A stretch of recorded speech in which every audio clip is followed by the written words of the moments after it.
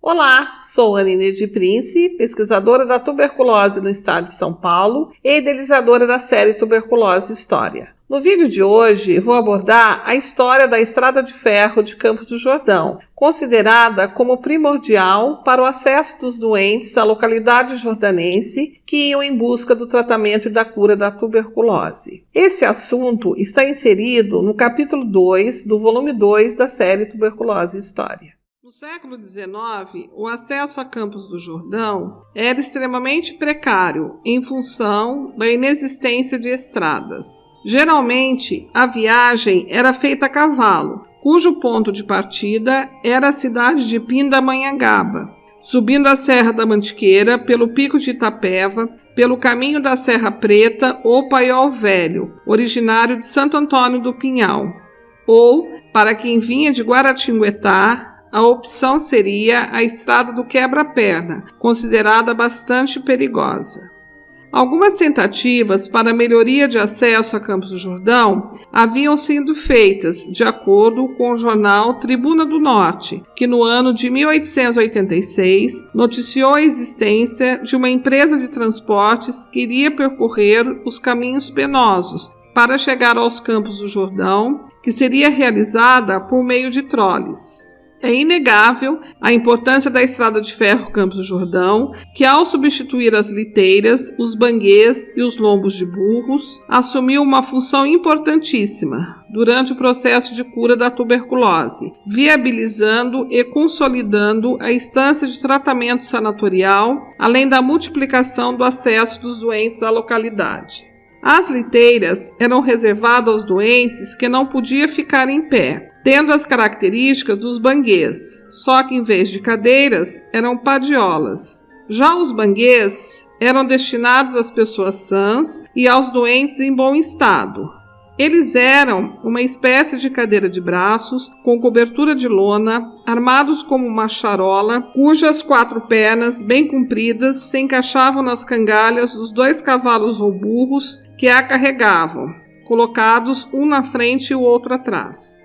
O transporte era realizado das 6 às 13 horas e o trajeto seguia um caminho que serpenteava a serra, mais ou menos parecido com a antiga estrada de ferro que levava Piraquama a Campos do Jordão. Os médicos Emílio Marcondes Ribas e Victor Godinho, no ano de 1908, solicitaram ao governo estadual paulista uma concessão para a construção de uma estrada de ferro ligando a cidade de Pindamonhangaba a Campos do Jordão e um empréstimo para a fundação de sanatórios de tuberculosos e de uma vila sanitária ou estância climática destinada aos convalescentes, anêmicos, raquíticos, neurastênicos, esgotados e veranistas.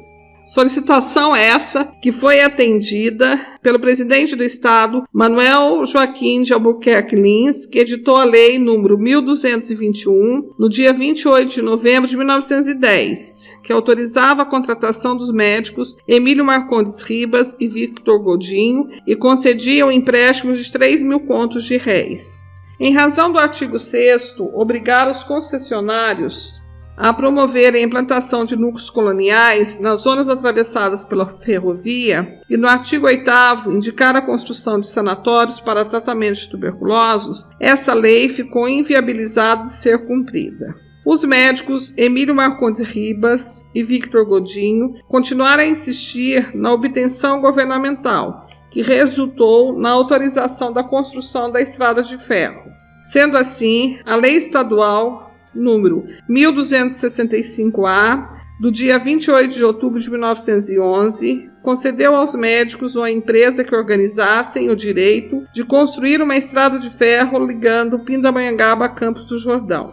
Objetivando o cumprimento da autorização legislativa, os médicos Emílio Marcondes Ribas e Victor Godinho constituíram a Sociedade Anônima Estrada de Ferro Campos do Jordão, no dia 25 de maio de 1912. Em 28 de julho de 1912, a sociedade celebrou o contrato de empreitada com o português Sebastião de Oliveira Damas e no dia 1º de outubro do mesmo ano, foram construídos os estudos de locação do traçado, tendo sido iniciados os serviços de construção da ferrovia. O primeiro projeto, organizado pelo engenheiro Dr. Mário Roxo, cogitava de uma linha de bitola de 60 centímetros, naturalmente mais econômica, porém menos confortável e vantajosa. Sendo assim, o governo ficou autorizado a realizar novos estudos no sentido de planejar o alargamento do leito, passando a propor uma bitola de 1 metro por tração elétrica ou a vapor.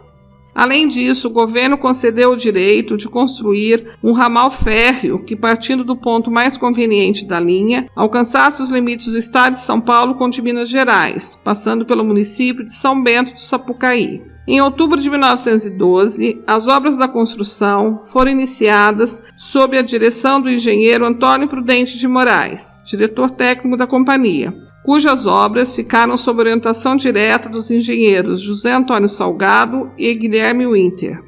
A primeira máquina a vapor, a chegar em Campos, recebeu o nome de Prudente de Moraes, que o povo apelidou de Catarina. Apesar das precárias condições de trabalho, a estrada foi construída após 2 anos, ou seja, em 1914. Após a sua inauguração, que ocorreu no dia 15 de novembro de 1914, a frota passou a ser constituída de 2 locos a vapor, 8 automóveis adaptados, 3 carros para bagagem, sendo um fechado, um vagão coberto para carga com 2 eixos e um vagão aberto trucado, além de 20 troles de linhas. No vídeo da próxima semana, continuaremos a abordagem relativa à história da Estrada de Ferro de Campos do Jordão, destacando os benefícios proporcionados em razão da sua implantação. Até a próxima, abraços, fiquem bem.